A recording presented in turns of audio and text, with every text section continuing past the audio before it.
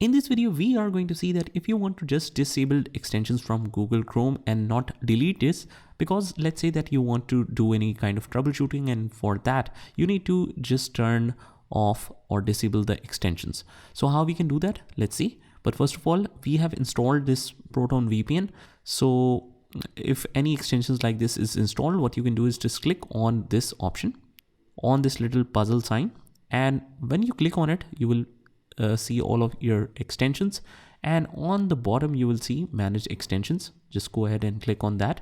And also, if you want to head over from the three dots, you can get it from here as well. Just go to the extensions and click on manage extensions, and here whatever extension you want to disable, you can just toggle this off, and then you want to restart your Google Chrome browser to make this effective, and that's how it works.